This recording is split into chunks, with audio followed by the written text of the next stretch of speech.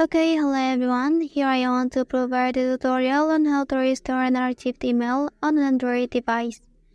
Here I am using an Infinix Note 30 NFC device, but this step you can also apply it on all types of Androids.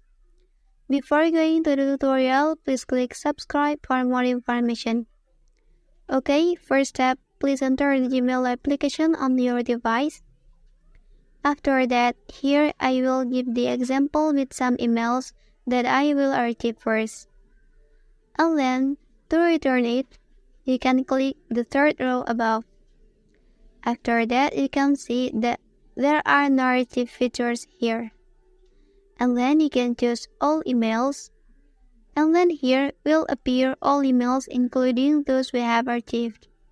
So, to restore it, please long press the email you archived and then select point 3 above. And then you can select Move to Inbox.